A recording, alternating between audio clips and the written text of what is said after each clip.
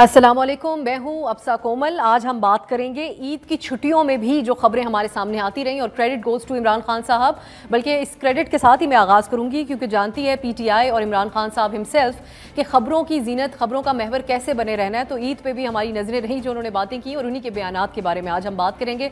जिससे क्योंकि पॉडकास्ट थे ख़ास तौर पर सोशल मीडिया के ज़रिए जिसमें वो बात कर रहे थे, उसमें मौका और वक्त बहुत होता है, तो कुछ खुलकर ज़्यादा उन्होंने बातें की, तो तजाद बैरूनी साजिश के बारे में और ज़्यादा सामने आ गया, और कुछ दीगर मामलात के हवाले से भी। तो पहला जो उनका बयान एक दो दिन से गर्दिश कर रहा है खबरों में, वो ये है जब उन्होंने कहा कि उनको पिछले साल जुलाई से मालूम था कि नून लीग वाले उनकी हुकूमत को घर भेजने की तैयारी में हैं। आप खुद सुनिए इमरान खान साहब ने बात की, क्या बात की, फिर उनके एक दो और बयान हैं वो भी आपको सुनाएंगे। ये जो इन्होंने किया है, ये पिछली मुझे जुलाई से पता चलना शुरू हो गया था कि इन्होंने पूरा प्लान बनाया हुआ गवर्नमेंट कराने का। तरफ उन्होंने एक और बात भी की इसके फौरन बाद ही, और उनके ख्याल में इंटेलिजेंस चीफ को वो उस वक्त क्यों तब्दील नहीं करना चाहते थे, ये खबरों में रहा ये मामला। और ये कहा जाता है खुद भी पीटीआई के हलकों की तरफ से कि वही वजह बना था वन पेज में खराबी आने के इदारों और पीटीआई के ताल्लुकात के हवाले से। इमरान खान साहब का इस बारे में क्या कहना है, सुनिए। मैं नहीं चाहता था कि हमारा जो इंटेलिजेंस चीफ चेंज हो। मैं ओपनली ये कह रहा था कि जब मुश्किल वक्त है तो आप अपना मेन जो आपका इंटेलिजेंस चीफ है उसको चेंज नहीं करते, क्योंकि उसी वो आइज और ईयर्स है गवर्नमेंट की। सवालात जो आज हम जिनके ऊपर बात भी करेंगे कि अगर जुलाई से इमरान खान साहब को मालूम था कि नून लीग और उस वक्त की जो अपोजिशन है वो क्या कुछ कर रही है उनकी हुकूमत को घर भेजने के लिए, फिर इसी मकसद के लिए इमरान खान साहब के मुताबिक वो नोटिफिकेशन वाला मामला उनके वो रखना चाह रहे थे, रिटेन करना चाह रहे थे उस वक्त के इंटेलिजेंस चीफ को, जो कि वजह बनी हालात ख़राब होने की, खुद बकौल परवेज़ इलाही साहब और फवाद चौधरी साहब। तो फिर उसके महीनों के बाद, तकरीबन 180 डेज़ के बाद, डोनाल्ड लू की अमरीका में पाकिस्तानी एम्बेसी के अंदर जो मुलाकात हुई, फिर वो कैसे बैरूनी साजिश और वो मुलाकात और उसमें कही गई अमरीकी की तरफ से जो बातें थी अमरीकी अहदेदार की, वो वजह बन गई अदम एतमाद की इस बारे में। और दूसरा जो एक और ज़्यादा अहम सवाल इसके ऊपर उठता है वो ये है कि इमरान खान साहब क्या चाह रहे थे उस वक्त के इंटेलिजेंस चीफ से, वो क्या किरदार वो अदा करते अगर उनकी अपोजिशन इमरान खान साहब की अदम एतमाद की तैयारी करी थी उनकी हुकूमत को घर भेजने के लिए। दो इशूज़ हैं। फिर अब जो हुकूमत है उन्होंने आज़ाद कमीशन बनाने की बात की, तहकीकाती कमीशन की, जिसके हवाले से मरियम औरंगजेब ने अपनी प्रेस कॉन्फ्रेंस में कहा कि हम एक ऐसे शख्स को लेके आएंगे उसके हेड के तौर पर, इस पर कोई उंगली ना उठा सके, उसको रिजेक्ट कर दिया पीटीआई ने। फवाद चौधरी ने कहा कि हम सिर्फ अदालती कमीशन को मानेंगे जो कि खुली समाअत करेगा इस मामले की। तो हम इस पर भी बात करेंगे कि क्या अब अदालती कमीशन भी बनी जाना चाहिए ताकि इमरान खान साहब की और उनकी जमात की तसल्ली हो इस मामले के ऊपर, जो भी बात है सामने आ जाए। फराह खान के हवाले से भी हम बात करेंगे, क्योंकि इमरान खान साहब ने दिफा किया उनका अपने प्रेस टॉक में। उन्होंने कहा कि ये कैसा केस उनके ऊपर नैब ने बना दिया, वो कोई पब्लिक ऑफिस होल्डर नहीं थी, वो कोई MNA नहीं थी, किस तरह उनके ऊपर ये केस बना दिया गया, और वो सिर्फ उनका एक ताल्लुक बुशरा बीबी से होने की वजह से उनको विक्टिमाइज किया जा रहा है। क्या बतौर साबिक वज़ीर आज़म इमरान खान साहब को ये बात करनी चाहिए, और तब ऐसे वक्त में भी जब वो कहते हैं कि अगर किसी के ऊपर इल्ज़ाम हो तो उसके साथ वो बैठने को भी तैयार नहीं थे, बेशक वो अपोजिशन लीडर भी होते उस वक्त में। क्या खान साहब हिमसेल्फ उनको फराह खान का ऐसे वक्त में जब वो खुद अभी तक सामने नहीं आई मंजर आम पर अपने ऊपर लगे इल्ज़ामात का दिफा करने के लिए, इमरान खान साहब को 4 कदम आगे बढ़ के उनका दिफा करना चाहिए था इस पर बात। और आखिर में अभी आज मियाँ वाली में भी इमरान खान साहब खिताब कर रहे थे और एक खदशे का उन्होंने इजहार किया। उन्होंने कहा मेरे किसी कारकुन के साथ कुछ ऐसा हुआ, क्योंकि शहबाज गिल साहब का एक एक्सीडेंट हुआ था जो बकौल शहबाज गिल के उन पर कातलाना हमला था। अब तक की इन्वेस्टिगेशन में बात सामने आई कि महज एक ये एक्सीडेंट था, लेकिन क्या ऐसा कोई खतरा मौजूद है? तो फिर राना सनाउल्लाह का वजीर दाखिला क्या किरदार होगा, क्योंकि उनका बतौर वजीर कानून पंजाब उस दौर में होने वाले एहतजाज, और अब अगर पीटीआई भी धरना देती है तो राना सनाउल्लाह साहब के अब मौजूद शख्सियत होंगे इन मामलात, क्योंकि बातचीत वगैरह बहुत ज़रूरी होती है मुज़ाकरात के लिए, अगर धरना वगैरह हो। इसके ऊपर भी हम बात करेंगे, और जो शख्सियात हमारे साथ मौजूद हैं उनसे उनका तज्जिया है। जैगम खान साहब, मुर्तज़ा सोलंकी साहब और अतर काज़मी साहब, तीनों को बहुत वेलकम कहूँगी प्रोग्राम में। और आगाज़ सोलंकी साहब मैं आपसे कर लेती हूँ। खान साहब ने जो बयान दे दिया इसके ऊपर तबसरे तो हो ही रहे हैं एक दो दिन से सोशल मीडिया के हवाले से, लेकिन अब आप क्या समझते हैं, क्या ये बात मज़ीद क्लैरिफाई हुई है या मज़ीद इसके अंदर कन्फ्यूजन आ गई है कि असल वजह बैरूनी साजिश जो डोनाल्ड लू की मुलाकात हुई थी मार्च के महीने में, जो कुछ हुआ था उससे बहुत पहले ये एक अंदरूनी सियासत के नतीजे में इमरान खान साहब की हुकूमत गई है? सोलंकी साहब, इस्टेब्लिश होता है? देखें, इसमें कन्फ्यूजन कोई नहीं है। जो कुछ हुआ है पाकिस्तान में 10 अप्रैल को, वो बहुत वाज़े है कि ये क्यों हुआ है और किस तरह से हुआ है। सिर्फ खान साहब के जो बयानात हैं उसके जो रंग हैं वो कौसे कज़ा के 7 रंग हैं, और शायद वो कुछ उसमें नए रंग भी डालेंगे, लेकिन जो हकायक हैं वो तमाम लोगों को पता है। खान साहब ने तो अब ज़रा एक और यू टर्न लिया है और वो जुलाई तक चले गए हैं कि जुलाई में उनको पता चल गया था। लेकिन पाकिस्तान के लोगों को और दुनिया के लोगों को और हम तमाम लोगों को ये पता है कि इससे भी पुरानी बात है। जब इलेक्शन हुए थे 2018 के, उसी वक्त से जब हिज़्ब इख्तिलाफ की जमातों ने कहा था कि ये धांधली बड़े पैमाने पे हुई है और इमरान खान इलेक्टेड वज़ीर आज़म नहीं है, सिलेक्टेड हैं, तो उनको निकालने की जो कोशिशें हुई थी उनका नुक्ता उरूज था 20 सितंबर 2020 जब पीडीएम वजूद में आई। और उस दिन का जो एलामिया है वो ज़रा पढ़ लें। उसमें पीपुल्स पार्टी के इसरार पे ये बात रखी गई थी कि इस हुकूमत को हटाने के लिए तहरीक अदम एतमाद एक हरबा है। और आपको भी पता है कि पीडीएम टूटी भी इसी वजह से कि जब पीपुल्स पार्टी ने इसरार किया कि हम तहरीक अदम एतमाद की तरफ जाएं, लॉन्ग मार्च और धरने की तरफ ना जाएं, तो उस वजह से। तो ये तो तमाम लोगों को पता है और लोगों को ये भी पता है कि इमरान खान की हुकूमत इसलिए नहीं गिरी कि उनकी पार्टी के लोग बागी हो गए, इसलिए गिरी कि जिन लोगों को इमरान खान के साथ जोड़ा गया था एक एल्फी के तौर पर, वो एल्फी उसने काम करना छोड़ दिया और जिसकी शिकायत वो कर रहे हैं कि जुलाई में मुझे पता चला और DGISI को क्यों हटाया गया। तो असल में वो शिकायत कर रहे हैं कि जो पिछले DGISI जिस एल्फी का काम कर रहे थे वो उन्होंने करना छोड़ दिया, इसलिए मेरी हुकूमत गिर गई। तो असल जो बात है वो यही है, न इसमें कोई साजिश की बात है, न अमेरिका, न ईरान, न पूरा। अतहर साहब, अब ये आप जब जुलाई जबकि इमरान खान साहब बात कर रहे हैं तो उस वक्त इमरान खान साहब ने इतना सीरियस लिया इस बात को, जब उनको ये बात पता चली जुलाई में बकौल उनके, तो अब जो उसके बाद उनके एक्शंस हैं उसके हवाले से नोटिफिकेशन वाला मामला हुआ जिसमें फवाद चौधरी कहते हैं कि अगर इस्टेब्लिशमेंट से अच्छे ताल्लुकात होते तो आज हम हुकूमत के अंदर होते। तो इमरान खान साहब को बजाय कि वो अपने इत्तेहादियों को रिटेन करने की, उनको बरकरार रखने की कोशिश करते, तो अतहर उन्होंने क्या उनकी तरजीहात ठीक थी? ये तो जाहिर करता है कि इमरान खान साहब पावर पॉलिटिक्स का शिकार हो गए, इत्तेहादी टूट के उनके जो क्वेश्चन चल रही थी उस वक्त, और इमरान खान साहब एक और चीज में पड़ गए, वो अपने वन पेज को भी खराब कर बैठे किसी और कोशिशों में। देखें, एक तो ये है कि इमरान खान साहब का जो पूरा इंटरव्यू, अगर मैं भी वही सुना है जो आपने सुना है, उसके अंदर उन्होंने क्या बात की, उन्होंने कही कि अफगानिस्तान के अंदर अमेरिकी फौज का इनखला हो रहा था और आगे सर्दियों में हालात मुश्किल होने थे, तो जरूरी था कि वो इंटेलिजेंस चीफ जो डील कर रहा है 5 साल से अफगानिस्तान के साथ, उसको रिटेन किया जाए। तो ये बड़ा वाजे उन्होंने कहा। उन्होंने किसी मौके के ऊपर ये नहीं कहा कि मैं पढ़ देती हूँ।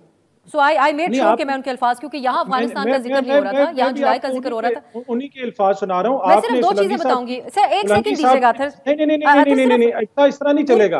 आपने सोलंकी साहब को पूरा टाइम दिया, जो ही मैं बोलने लगा हूँ आप मुझे इमरान खान के अल्फाज सुनाने लगी है। मुझे पता है इमरान खान के अल्फाज, अगर आप नहीं, आपने सोलंकी साहब को कोई जिक्र नहीं बता दें जो आपकी तशरीह है इमरान खान साहब के अल्फाज, आपने अगर अपने अल्फाज मेरे मुंह में डालकर तो मुझे बता दें, मैं आपकी मर्जी के मुताबिक तज्जिया कर लिखे हुए अल्फाज पढ़ने चाह रही थी। आप अपनी मर्जी के अल्फाज बोल रहे हैं।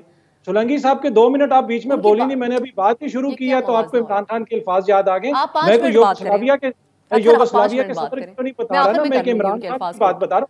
हौसला रखें, कोई मसला नहीं है। इमरान खान की हुकूमत खत्म हो गई है, हौसला रखें, कोई मसला नहीं। सुन ले मेरी बात। अच्छा, अब मैं आपको ये बता रहा हूँ कि इमरान खान साहब ने जब कल जो इंटरव्यू दिया और मुतअद्दिद बार उन्होंने कहा और मुतअद्दिद बार इस चीज का जिक्र कर चुके हैं कि अफगानिस्तान की जो सिचुएशन है, उस सिचुएशन के तनाजुर में मेरी ख्वाहिश थी कि वो बंदा जो 5 साल से इसको डील कर रहा है उसको रिटेन किया जाए। जहां तक ये ताल्लुक है कि उनके खिलाफ जो साजिश हुई, देखें ये कोई 2+2 का केस तो नहीं है ना, हुकूमतें कोई इतनी सिंपल तो नहीं होती। शाहिद खान अब्बासी और पीडीएम की जो सीनियर क़यादत है वो हमारे ही टीवी चैनल्स के ऊपर बार बार क्या कहती रही कि तहरीके अदम एतमाद हमारे मंशूर में तो है पर हम ला नहीं सकते जब तक हमें एस्टेब्लिशमेंट की मदद नहीं होगी। ये बार बार उन्होंने कहा ना, ऑन द रिकॉर्ड कहा, राना साहब ने भी कहा, शायद खान अब्बासी ने भी कहा। अब होता यह है कि इतनी सिंपल चीज तो नहीं होती। अगर कोई मुबैना साजिश है जिसके हवाले से तहकीकात होनी चाहिए तो उसके डिफरेंट पहलू होते हैं। अच्छा, अगर आप कह रहे हैं कि खान साहब को आइडिया हो गया था कि उनकी मदद ऑपोजिशन की जा रही है अदम एतमाद के हवाले से, इसलिए वो चेंज कर रहा, रिटेन करना चाह रहे थे उस वक्त के DGISI को? नहीं, मैंने ये नहीं कह रहा, मैं ये कह रहा हूं कि वो अफगानिस्तान के तनाजुर में बात कर रहे थे। मसला ये है कि जो पिछले DGISI थे वो क्यों पंचिंग वो एक तरह से पैड बने हुए सब के लिए, मीडिया के लिए भी और सियासतदानों के लिए भी, जो उठता है सीधा उनके ऊपर इल्जाम लगा देता है। भाई अगर कोई गलती थी तो इमरान खान की गलती थी, सियासतदानों की गलती थी। मुझे समझ नहीं आता कि पिछले ISI चीफ में क्या ऐसी चीज थी कि हर कोई उस पर अटैक करता है। वो अभी भी एक सर्विंग जर्नल है। अगर दीगर इदारे का तकद्दुस है, जिसके हवाले से आजकल लोग बड़े पुरजोश हैं कि इदारों के तकद्दुस के हवाले से आप बात ना करें, तो वो भी इसी फौज का जर्नल है, वो कोई यूगोस्लाविया का जर्नल तो नहीं है। उसको टारगेट करना क्यों मकसूद है? हर वक्त उसको टारगेट किया जाता है। वो भी इसी ISI का चीफ था। तो प्रॉब्लम ये है कि लगता ये है कि कोई शख्सी किसी खास वजह है, जिस तरह मरियम बीबी उनका नाम ले लेके टारगेट करती थी, जिस तरह बिलावल साहब उनका नाम ले लेके टारगेट करते थे, जिस तरह दीगर क़यादत टारगेट करती थी, उसी तरह हमारे कुछ दोस्त भी उनका नाम ले लेके बड़ा टारगेट करते। मैं अपने very well respected former prime minister के अपने अल्फाज की बुनियाद पे उनको टारगेट कर रही हूं। अथर एक मिनट दीजिएगा मुझे, क्योंकि आपके फैंस भी बहुत माइंड करते हैं जब मैं आपकी बात काटती हूँ, लेकिन मुझे यहाँ पे जरूरी महसूस हुआ क्योंकि जो आपने उनकी गुफ्तगू सुनी वो आप अपने तशरीह के मुताबिक सुन रहे होंगे, हम खबर की एतबार से भी सुन रहे होते हैं कि खान साहब के जहन में चल क्या रहा है, और पॉडकास्ट के तवस्सुत से खुल के उनकी बात सामने आ जाती है। शुक्र है पॉडकास्ट का। उनके अल्फाज ये थे कि मुझे पता चल गया था कि नून लीग वाले एंट्री कर रहे हैं। इन्होंने पूरी कोशिश की थी इन सारी सर्दियों में, ये जो इन्होंने किया है मुझे पिछली जुलाई से पता चलना शुरू हो गया था। इमरान खान के एग्जैक्ट वर्ड्स, साथ ही वो कहते हैं मैं नहीं चाहता था कि हमारा इंटेलिजेंस चीफ तब्दील हो जब तक ये सर्दियां न निकलें। मैंने तो ये ओपनली कहा था कि जब मुश्किल में है तो अपना इंटेलिजेंस चीफ तब्दील नहीं करते, क्योंकि वो हमारी आंख और कान है। जैगम साहब आपकी तरफ ये बात लेके आउंगी। अब जो ये कह रहे हैं इसमें आपने अफगानिस्तान का जिक्र नहीं किया, अफगानिस्तान का जिक्र भी है इसमें। अफगानिस्तान का नहीं, ये वन गो के अंदर उन्होंने जुलाई का जिक्र करते हुए किया था, अफगानिस्तान को भी उन्होंने शामिल कर दिया था बाद में। ये वो 40 सेकंड का क्लिप है जो वायरल हुआ है, लेकिन अगर आप पूरा 3 मिनट का उनका आंसर सुने तो वो उस पूरे 3 मिनट के क्वेश्चन का आंसर जो है वो तकरीबन 3.5 मिनट से ज्यादा का है। ऑलमोस्ट 4 मिनट का वो आंसर है। उनका मेन पॉइंट अथर, उनका मेन पॉइंट यही था अथर, जिसकी 90% लोगों ने तशरीह वो की, बाकी आप और बाकी दोस्तों की एक अपनी तशरीह है। मैं आपकी तरफ जब दोबारा होंगे आप जरूर ऐड कर दीजिएगा। 90% आपके दोस्तों ने ये तशरीह की है। अच्छा नहीं, क्योंकि कोई तफरीक नहीं है, मुझे नहीं पता। मैं बिल्कुल एक इंडिपेंडेंट शो करती हूँ जिसमें मुझे नहीं पता किसकी क्या सोच है किसकी नहीं, जो खबर सामने बनती है। जैगम साहब मैं वक्त ज़ाया किए बगैर आपकी तरफ आऊँगी। अथर कह रहे हैं कि क्यों ये जिक्र आ रहा है फॉर्मर DGISI का, लेकिन इमरान खान साहब अगर ये बात करें कि मैं उनको रिटेन करना चाह रहा था, अफगानिस्तान का चले मसला एक दरपेश था, लेकिन साथ एक इदारों की भी एक जो नाम उनकी तरफ से सामने आए थे उन्होंने भी अपनी सोच के हिसाब से ही बताया होगा कि अफगानिस्तान के हवाले से क्या वो चाह रहे हैं, किसको इतने अहम ओहदे के ऊपर लाना चाह रहे हैं। लेकिन ये इटसेल्फ क्या साबित करता है कि खान साहब चाह रहे थे कि वो रहें, ताकि अगर इमरान खान पे मार्च में अदम एतमाद की शक्ल में कोई मुश्किल आती है तो उसका मुकाबला इमरान खान साहब कर सकें। देखिए सबसे पहले तो मुझे बहुत खुशी हो रही है कि पाकिस्तान की प्रीमियर इंटेलिजेंस एजेंसी का जो अफ़गान विंग है वो शायद प्राइम मिनिस्टर हाउस से ऑपरेट कर रहा था, और वज़ीर आज़म ख़ुद ये देख रहे थे कि अफ़गानिस्तान की काउंटर इंटेलिजेंस जो है वो कैसे चलाया जाए और उसके लिए कितना ज़रूरी है कि जो ISI के हेड हैं उनको रिटेन किया जाए। बहुत ही खुशी की बात है, ये भी होगी, ऐसा कभी नहीं हुआ।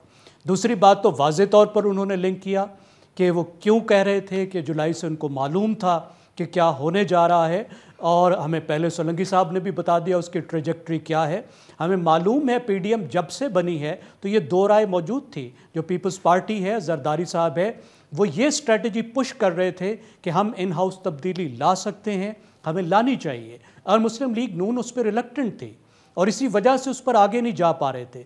और फाइनली मुस्लिम लीग नून ने अपनी राय जो है वो तब्दील की, और बज़ाहिर वो राय इस वजह से तब्दील की कि इस्टेब्लिशमेंट ने न्यूट्रलिटी इख्तियार की। वो खुल्लम खुला ये कह रहे थे कि जब तक इस्टेब्लिशमेंट न्यूट्रल नहीं होती ऐसी मूव नहीं चल सकती।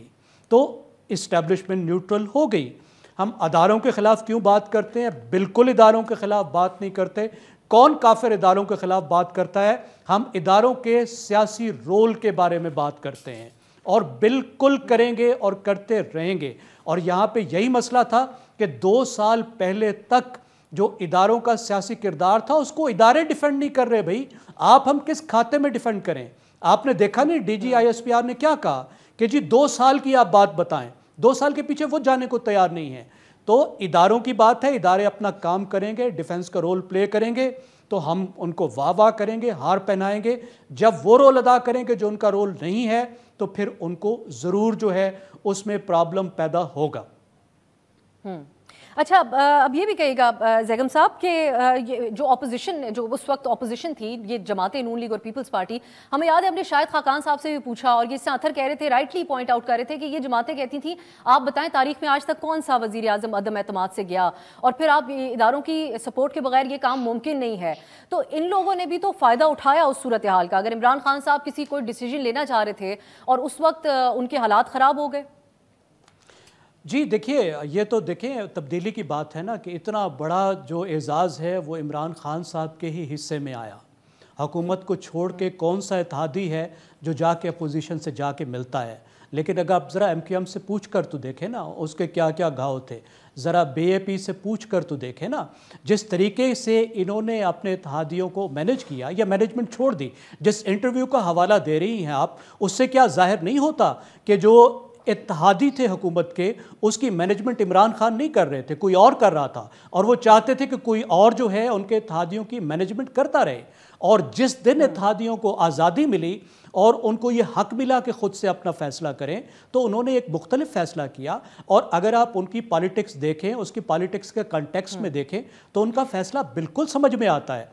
इमरान खान का ये कहना कि वो अमेरिका के हाथों बिक गए थे, MQM अमेरिका के हाथों बिक गई थी, BAP जो वैसे ही गद्दारों के ख़िलाफ़ जो है वो महाज है, BAP भी जो है अमेरिका के हाथों बिक गई थी, तो उस वक्त इन पर केसेस करने चाहिए। तो ये तो बहुत ही सीरियस बात है।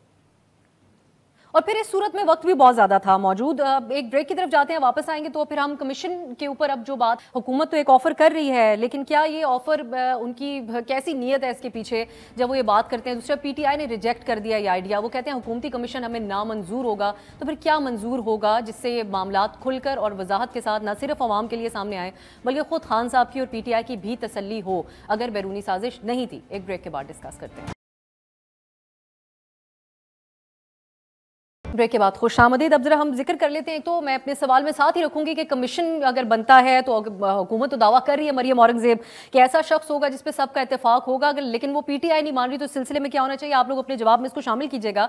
लेकिन अथर अब ये जो एक और हमारा टॉपिक है, फराह गोगी जो मुख्तलिफ नामों से उनको पुकारा जाता है, इमरान खान साहब ने आके बड़ा खुलकर दिफा किया। एक तरफ फवाद चौधरी साहब उस दिन कह रहे थे कि कौन फराह हम नहीं जानते, वो जो भी हैं वो एक प्राइवेट सिटीजन है, अपना खुद वो दिफा करें। लेकिन खान साहब ने तो अपनी प्रेस कॉन्फ्रेंस का उनको वक्त दिया, उन्होंने कहा कि कैसा केस नैब ने उनके ऊपर बना दिया, ये खातून तो कोई पब्लिक ऑफिस होल्डर नहीं थी। अब दूसरी तरफ जो इल्जामात हैं वो तो आपके सामने ही है, कहा जाता है ये फ्रंट वुमन थी, पंजाब के अंदर ट्रांसफर पोस्टिंग सारी ये कर रही थी, फिर जो एक यूनिवर्सिटी बनी उसकी ट्रस्टी वो कैसे बन गई ये, और फिर उनका हमारी जो फॉर्मर खातून अव्वल है उनकी बहुत करीबी वो दोस्त भी थी खान साहब की, समझते हैं कि वही वजह बनी है उनके ऊपर ये केस बन रहे हैं। लेकिन आप इटसेल्फ ये समझते हैं कि Imran Khan being former prime minister also PTI के चेयरमैन भी, जो कि बड़े एंटी करप्शन उनका स्टांस है कई सालों से है, उनको दिफा करना चाहिए था जब वो खुद अभी तक खातून ने कोई प्रेस रिलीज भी जारी नहीं की, वो वतन वापस नहीं आई अपने ऊपर लगे इल्जामात का सामना करने के लिए।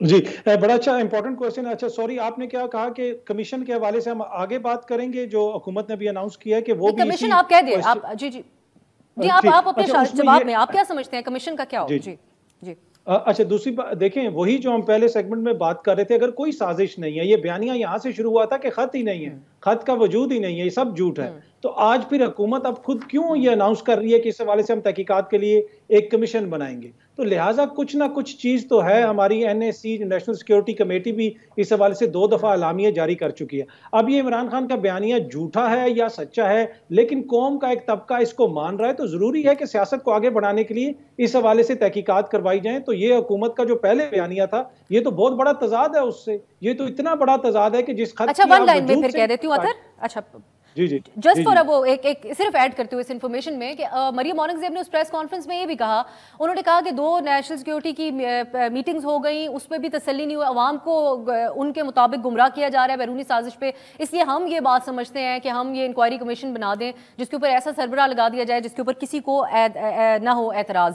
ये वो बता रही हैं, वो ये नहीं कह रहे कि हम तस्लीम करें, अपने डिफेंस में वो ये बात कह रही हैं। अब आप कंटिन्यू करें फराह गोगी पे। अगर देखिए, तहकीकात किसी चीज के हवाले से इसलिए होती हैं कि उसके हवाले से अगर लोगों को तहफ़्फ़ुज़ात हों, अगर लोगों को वो गुमराह कर रहे हैं, खान साहब तो क्या हुकूमत भी गुमराह होगी, उन्होंने इतना बड़ा कमीशन बनाने का फैसला कर लिया। ऑब्वियसली मैंने आपकी प्रोग्राम में बात की थी कि ये बयानिया इतना वजनी है कि इसका वजन उठाना बहुत सारे लोगों के लिए मसला हो जाएगा, सियासतदानों के लिए भी और उनके दीगर दोस्तों के लिए भी। तो इस वजह से अब हम तहकीकात की तरफ जा रहे हैं। अब तहकीकात होंगी, कोई कबूल करे या ना करे, लेकिन जा रहे हम तहकीकात की तरफ इसीलिए। दूसरी जो आपने फराह गोगी की बात की, मेरा नहीं ख्याल कि इमरान खान को उसको दिफा करना चाहिए, ना वो उस सियासी जमात की हैं और ना ही साबिक वज़ीर आज़म उनका हक बनता है कि वो फराह साहिबा को दिफा करें। लेकिन जब आप उनके साथ जोड़ेंगे, हर प्रेस कॉन्फ्रेंस में उनसे क्वेश्चन करेंगे, जिस दिन उनकी हुकूमत का खात्मा होगा सुबह 7 बजे से लेकर रात 12 बजे तक फराह की तस्वीरें चलेंगी और उसको इमरान खान से जोड़ा जाएगा, तो फिर वो उसके ऊपर बात करेंगे। यहाँ पे छोटी सी आखिरी लाइन ऐड करूंगा, हकायक क्या है? हकायक ये हैं कि फराह के ऊपर एक भी कोई केस नहीं है, फराह के ऊपर किसी किस्म का कोई रेफरेंस नहीं है। फराह के जो असासे बताए जा रहे हैं वो उन्होंने खुद FBI में डिक्लेयर किए हैं।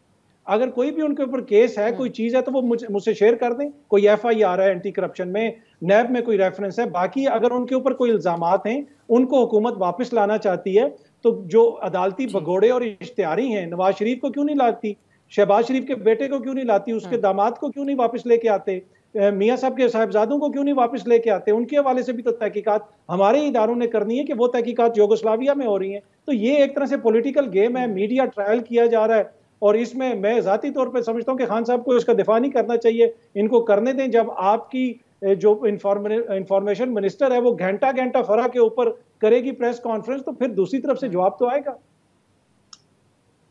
मुझे लगता है सर आप कुछ साल पहले तक प्रेस कॉन्फ्रेंसेस नहीं देखते थे जो हमारे यहाँ उस वक्त के इंफॉर्मेशन मिनिस्टर्स और शहजाद अकबर साहब किया करते थे। मैं सोलंकी साहब आपकी तरफ ये बात लेके आऊंगी। अब मैं आपका प्रोग्राम और प्रेस कॉन्फ्रेंसेस कभी भी मिस नहीं करता, मैं आपका प्रोग्राम भी देखता था और प्रेस कॉन्फ्रेंस भी। चल जी, ठीक हो गया। मैं सोलंकी साहब, ये सवाल बनता है इमरान खान साहब का कि वो खातून को पब्लिक ऑफिस होल्डर थोड़ी थी जो आप, या कोई MNA थोड़ी थी कि वो हर बात का जवाब दें। इमरान खान साहब कहते हैं कि उन्होंने जो उनके इमरान खान के दौर में रियल एस्टेट वालों की चांदी हो गई, उसी से फायदा उठाया और अपना रियल एस्टेट का बड़ा कारोबार बिजनेस वो काफी अरसों से कर रही हैं, तो उनके ऊपर सवाल उठाना ही ठीक नहीं और ये नैब का केस भी ठीक नहीं है। इमरान खान साहब कह रहे हैं, ये सवाल बनता है उनके ऊपर या नहीं बनता? देखिए जी, इमरान खान जो दिफा कर रहे हैं फराह खान का, वो समझ में आता है। वो इसलिए समझ में आता है कि फराह खान पर जो इल्ज़ामात हैं, जिनकी तफ्तीश और तहकीक होना बाकी है, वो उनको जोड़ते हैं इमरान खान की अहलिया के साथ और इस तरीके से वो आके जुड़ती हैं इमरान खान की अपनी ज़ात के साथ। तो ये सिर्फ प्रॉपर्टीज़ का मामला नहीं है। प्रॉपर्टीज़ के अलावा भी जो दुकान लगी हुई थी पंजाब में, जो हर कोई, जिससे भी आप लाहौर के सहाफ़ी से बात करें या ब्यूरोक्रेट से बात करें, तो वो आपको बताए कि किस तरह की ट्रांसफ़र पोस्टिंग की दुकान लगी हुई थी। तो ये सारे इल्ज़ामात अगर खुरा उठाते हैं तो वो बनी गाला तक पहुंचता है। इसलिए इमरान खान को उसका दिफा करना है और अगर ये बात साबित होती है, ये इल्ज़ामात दुरुस्त साबित होते हैं, तो यकीनन इमरान खान को नुकसान पहुँचाएँगे और उनके ख़ानदान को नुकसान पहुँचाएँगे। इसलिए ये बात समझ में आती है। अब आ जाएं फास्ट फॉरवर्ड करके ये जो जुडिशल कमीशन है, मैं समझता हूँ कि ये जुडिशल कमीशन जो है वो एक अतमाम हुज्जत के लिए बनाया। इससे इमरान खान की तशफ़ी नहीं होनी, न इमरान खान इससे मुतमईन होना चाहते हैं, न इससे पहले कोई कमीशन बना है उससे वो मुतमईन हुए हैं। आप याद करें कि एक कमीशन बना था जो इलेक्शन हुए थे 2013 के, जिस पर इमरान खान ने इल्ज़ाम लगाया था, तो उसके जो नतायज आए तो वो उन्होंने कौन से दिल से तस्लीम किए। उसके अंदर कुछ 2-4 नुक्ते निकाल के कि हाँ कुछ बेज़ाब्तगियाँ हुई थी, जबकि उसके अंदर लिखा था कि कोई मुनज़्ज़म धांधली नहीं हुई, लेकिन इमरान खान अपनी बात पे कायम रहे। ये बिल्कुल इसी तरह का इल्ज़ाम है जैसे 35 पंक्चर्स का और दूसरे तरह के जो इल्ज़ाम के जी इतने अरब, तो इसके अलावा कोई अहमियत नहीं है। बाकी जो इमरान खान का मुतालबा है अदालती कमीशन का, तो अदलिया में जो लोग बैठे हैं, ज़रा पिछले दिनों की मुहिम देख लें कि एक एक जज का नाम और तस्वीर लेके उनके साथ सोशल मीडिया पे और ज़मीनी सूरत हाल में मुल्क से बाहर क्या क्या किया गया है, अब वो उस अदलिया के पास खुद चले जाएं, जाके पिटीशन दाखिल करें कि जी हमें आपकी कमीशन चाहिए। वरना तो ये कमीशन जो उन्होंने बनाने का ऐलान किया है उसका कुछ भी नतीजा निकले, इमरान खान उसको तस्लीम नहीं करेंगे। उनको सिर्फ एक बहाना चाहिए। और आजकल उनका मिशन जो है वो कमीशन वगैरह नहीं है, धरने भी नहीं है। आजकल उनका मिशन इश्तिहाल अंगेजी है, फसाद और खाना जंगी बपा करना है, ताकि उनके ख्याल में उसके नतीजे में जो इस्टेब्लिशमेंट है वो मुदाखलत करेगी और इस हुकूमत से उनकी जान छूट जाएगी। वो इस सिलसिले में जो शेख रशीद साहब के बयानात आ रहे हैं वो भी तशवीशनाक हैं। हम आगे जाके उसकी भी बात करेंगे। वो बार बार कह रहे हैं अगर धरना होगा तो खून ही होगा, तो इससे क्या मुराद है, क्यों ये बात? आज भी उन्होंने यही बातें की हैं जी, ये गद्दार हैं, इनको पकड़ो, ये चोर हैं। और मदीना में भी जो हुआ वो ठीक हुआ, इधर भी यही होगा। इसका क्या मतलब है? ये बात अब ज़ैगम साहब आपकी तरफ की, जो हम फराह खान की बात करें, आप इस कमीशन पे भी कीजिएगा बात, लेकिन ये आप नहीं समझते कि अब क्योंकि अभी तक इल्ज़ामात की हद तक हैं सारी बातें, सबूत तो उस तरीके से सामने नहीं रखे गए, कुछ चीज़ें सामने आई, कुछ फैक्ट फोकस की एक रिपोर्ट भी सामने आई, कहीं ये नैब का भी एक रोल हमें पता है, नैब इंक्वायरी करे, पॉलिटिकल विक्टिमाइजेशन की तरफ तो नहीं चला जाएगा मामला? और दूसरा जो हुकूमत कह रही है हम फराह खान को वापस लेके आएंगे, तो अभी तक तो किसी अदालत की तरफ से उनको तलब नहीं किया गया। ये मुमकिन होगा आपकी नज़र में कि वापस ला सके फराह खान को? पहले कभी हो सका इस तरह? देखिए, इस वक्त मेरी तो सिंपथीज एक हद तक है फराह खान के साथ। एक स्कैंडल ज़रूर है, बड़ा संजीदा स्कैंडल है, लेकिन बिल्कुल ये सही बात है कि क्या उन पर कोई केस कायम किया गया है? केस कायम किए बगैर इस लेवल पर गुफ्तगू को लेकर जाना, मैं इससे बिल्कुल इत्तफाक नहीं करता। लेकिन इस वक्त मसला ये है कि इमरान खान 2014 से जो चोर सिपाही का खेल खेल रहे हैं, जो उन्होंने अपोजिशन में भी खेला, क्योंकि उस वक्त उन्हें इस्टेब्लिशमेंट की भी हिमायत हासिल थी, उस वक्त उनको नैब की भी हिमायत हासिल थी, वो अपोजिशन में होते हुए उन्होंने हुकूमत को चोर बनाया। फिर हुकूमत में आके भी उन्होंने चोर सिपाही का खेल खेला और उल्टा लटका दिया अपोजिशन को। अब जबकि वो खुद अपोजिशन में आ गए हैं, वो दोबारा चोर सिपाही का खेल खेलना चाह रहे हैं और बड़ी बुरी तरह खेलना चाह रहे हैं। इस तरीके से खेलना चाह रहे हैं कि उनके सियासी मुखालिफिन घर से बाहर ना निकल सकें। तो मुझे लगता है कि ये जो हुकूमत है एक रिएक्टिव पॉलिसी में आ रही है, एक ऑफेंसिव डिफेंस की सिचुएशन में आ रही है, जिसमें अब उसी खेल को ये खुद खेलना चाह रही है। यानी हुकूमत इमरान खान का ही खेल खेलना चाह रही है और वो कहती है कि ठीक है, ये खेलना है तो फिर आओ खेलो, हम सिपाही बनेंगे, अब तुम चोर बनो। ये बहुत अफसोसनाक बात होगा, डिवीजन बढ़ेगी। इस वक्त बहुत ज़रूरी है कि सब लोग बैठकर किसी ना किसी तरीके से एक ज़ाब्ता अखलाक तय करें जिस पर एक सियासत हो, लेकिन इमरान खान उसको नहीं मानेंगे। अब अगर आप मुझे इजाज़त दें साहब। जी जरूर जरूर, आप अपनी बात भी कर लें। मैं साथ ही एक और चीज़ कहते हुए कि अब ये भी बात की जा रही है, ये जो मुकदमात मदीना में हुए, अफसोसनाक जो वाक़या था उसके ऊपर यहाँ पर पाकिस्तान में बनाया गया। मैं खुर्शीद शाह साहब का बयान देख रही थी, उसमें उन्होंने भी कहा कि हम किसी सूरत नहीं चाहते, इस पर इंटीरियर मिनिस्टर को सोचना चाहिए कि कहीं पॉलिटिकल विक्टिमाइजेशन ना हो। आप समझते हैं कि ये हुकूमत भी अब ये तरीका अपनाने जा रही है PTI के खिलाफ? देखिए, अपना तो रही है, अगरचे वो एक स्टेप पीछे है। जो उनके ऊपर अपने इल्ज़ाम लगे वो ज़िया दौर वाले ब्लास्फेमी लॉज लगे, जिनकी सज़ाए मौत है, उन पर गोली चलाई गई, उन पर तशद्दुद किया गया। इमरान खान साहब ने ख़ुद उन पर ब्लास्फेमी के इल्ज़ाम लगाए। इवन ज़ैनब बच्ची का जो वाक़या हुआ था, जो रेप का और मर्डर का था, उसको भी इमरान खान ने ख़ुद एक वफाकी वज़ीर के साथ जोड़ने की कोशिश की। उस लेवल पर तो ये नहीं आए। जिन्होंने जो कानूनी जो क्लॉजेज यूज़ की हैं वो बरतानवी दौर की हैं, यानी मजहबी जज्बात को इश्तियाल दिलाना, मजहबी जज्बात को ठेस पहुंचाना, जिसकी थोड़ी थोड़ी सज़ाएं हैं। लेकिन मैं तो इस बात के हक़ में नहीं हूँ। हमारे जज्बात ज़रूर मजरूह हुए हैं। आज के दिन तक इमरान खान जो हैं इस वाक़े की मज़म्मत करने को तैयार नहीं है, इनडायरेक्ट वो सफाई देते हैं। आज भी आप देखिए, उन्होंने मज़म्मत नहीं की, अफसोस का इजहार नहीं किया।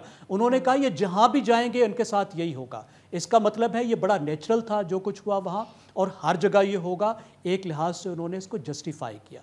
ये बहुत अफसोसनाक है। हमारी सियासत में एस्केलेशन हो रही है, मामला बढ़ता जा रहा है, और उसकी वजह यह है कि इमरान खान की जो अपनी सियासत है वो तकसीम की सियासत है। उनका जो तर्ज सियासत है वो वही है जिस तरह किसी भी आज के पॉपुलिस्ट का है। मिसाल के तौर पर जिस तरह मोदी का है, जो मुसलमानों के साथ वो सलूक कर रहा है। इस तर्ज सियासत में एक अदर क्रिएट किया जाता है, एक दुश्मन क्रिएट किया जाता है, और उस दुश्मन के गिर्द सबको इश्ताल दिलाया जाता है, पूरे मुल्क को तकसीम किया जाता है। और इस तकसीम के नतीजे में कोशिश ये होती है कि आखिर में अपनी एक अथॉरिटेरियन अथॉरिटी जो है वो कायम हो और मुखालिफ जो हैं वो मिलिया मेट होकर रह जाएं। ये वो सियासत है जो वो कर रहे हैं। आप देखिए इस वक्त उन्होंने दो तरह के अदर बनाए हैं। जो इस वक्त प्रॉब्लम आया है, एक तो उनका पुराना अदर है जो तमाम सियासतदान हैं जो उनके साथ नहीं हैं। आज भी उन्होंने कहा कि सिर्फ चोर के नारे नहीं लगेंगे, गद्दार के नारे भी लगेंगे। यानी वो चोर भी हैं, गद्दार भी हैं और वो मजहबी तौर पर भी बातिल है। आपको मालूम है मुकद्दस कलाम में क्या लिखा है कि बातिल को ख़त्म होना होता है, हक को गालिब आना होता है। ये वो अथॉरिटेरियनिज्म है जो हम कहते हैं कि इसमें से फाशिज्म की बू आती है। आप तमाम मुखालिफिन को बातिल करार देकर ख़त्म करना चाहते हैं, सियासत को हक को बातिल की जंग बनाना चाहते हैं, खुद को हक डिक्लेयर कर रहे हैं, अपने आप को डोमिनेट करना चाहते हैं। अब मैं इसको जोड़ूंगा जो कमीशन बनाया है, क्या इस तरह के इल्ज़ामात को इस तरह के कमीशन से हल किया जा सकता है?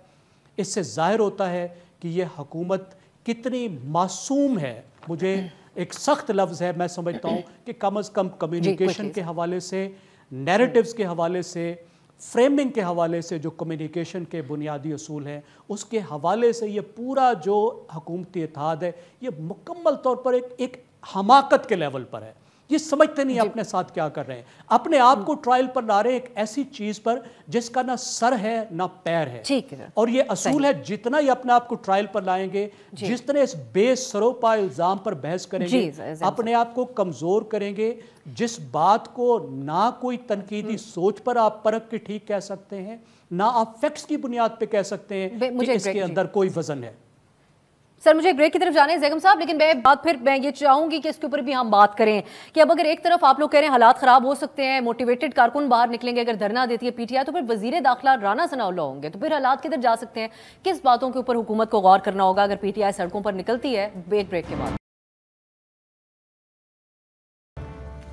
के बाद खुश आमदीद। अब वक्त बहुत थोड़ा है तो मैं चाहूंगी कि हमारे मेहमान ही ज़्यादा बात करें उसके ऊपर। मुर्जा सोलंकी साहब, आपसे आगाज़ करते हुए, आप समझते हैं राना सनाउल्लाह साहब इस सारे मामले को, अब अगर आगे क्राउड ऐसा निकलता है बाहर जो इमरान खान साहब बातें कर रहे हैं, तो उनका ऐसा ट्रैक रिकॉर्ड है राना सनाउल्लाह साहब का कि वो मामलात को काबू में रख सकें?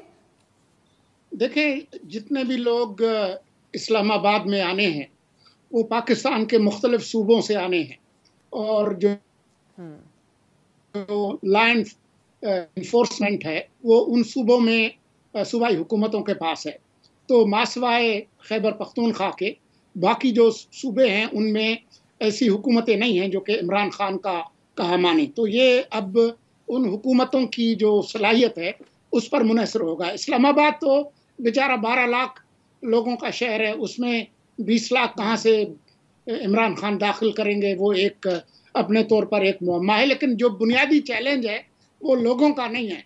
बुनियादी चैलेंज ये है कि क्या इमरान खान इस्लामाबाद में और इस्लामाबाद पहुंचने से पहले कोई खून खराबा कराने की पोजीशन में है, और पाकिस्तान की ये जो सूबाई हुकूमतें हैं और जो दूसरे इदारे हैं क्या उनको इसकी इजाज़त देंगे? मेरा नहीं ख्याल है कि ये मुमकिन होगा। ये एक तरह से आखिरी कोशिश होगी इमरान खान की, बिल्कुल उसी तरह से जैसे कि कोई चिराग बुझने से पहले फड़फड़ाता है। अच्छा अथर, अब आपके ख्याल में, क्योंकि शेख साहब भी कह रहे हैं कि, और हमें हैरत है कि उनको कैसे पता कि खून खराबा होगा अगर धरना होगा तो, लेकिन ये बड़ी एक तशवीशनाक सूरत हाल पहले से हम सुन रहे हैं बातें, तो एक्सपेक्ट क्या किया जाए फिर अगर राना सनाउल्लाह साहब वजीर दाखिला के तौर पर मामला देख रहे होंगे? देखिए, छोटी सी मैं चीज़ ऐड करना चाहूँगा। जैगम साहब ने इमरान खान साहब के फैशिज्म के हवाले से, मुकदमात के हवाले से बात की और उनके ऊपर जो मुकदमात हुए उस हवाले से भी जिक्र किया। इमरान खान साहब की इस वक्त भी KPK में, गिलगित बल्तिस्तान में और कश्मीर में हुकूमत, अगर वो चाहें तो आगे से उनके ऊपर पर्चे दूसरी पार्टी के ऊपर भी करवा सकते हैं, झूठा पर्चा करवाने के ऊपर, और सारी पुलिस इन इलाकों की उनके ज़ेरे कंट्रोल है। लेकिन उनकी जानिब से कोई भी इस किस्म का आगे से मुकदमा नहीं करवाया गया। लेकिन मैं उनसे एग्री करता हूं कि सियासत के अंदर एक दूसरे को बर्दाश्त करना चाहिए। जहां तक ये ताल्लुक है कि अगर इमरान खान साहब आते हैं तो राना सनाउल्लाह, मेरे ख्याल में ये किसी एक शख्सियत का मसला नहीं है। राना सनाउल्लाह इस वक्त वज़ीर आला नहीं है, वो एक इत्तेहादी हुकूमत के वज़ीर आला हैं। बड़ी होशियारी से, चलाकी से पीपल्स पार्टी सारे मसले से गायब हो गई है। जो तौहीन मजहब के मुकदमात हुए हैं वहां से भी वो गायब हो गई है। जो इकोनॉमी के हवाले से कुछ होता है वहां से भी वो गायब हो जाते हैं। फराह गोगी के ऊपर कोई प्रेस कॉन्फ्रेंस हो वहां से भी वो गायब हो जाते हैं। ये इन सब इत्तेहादियों का रद्द अमल होगा। वो राना सनाउल्लाह साहब ही देंगे, लेकिन उसमें पीपल्स पार्टी की मंशा शामिल होगी, नून लीग की मंशा शामिल होगी और दीगर इत्तेहादियों की भी मंशा शामिल होगी। तो ये इत्तेहादी हुकूमत है, किसी एक जमात के ऊपर नजर ना गिराएं, जैसे सिर्फ नून लीग की हुकूमत नहीं है।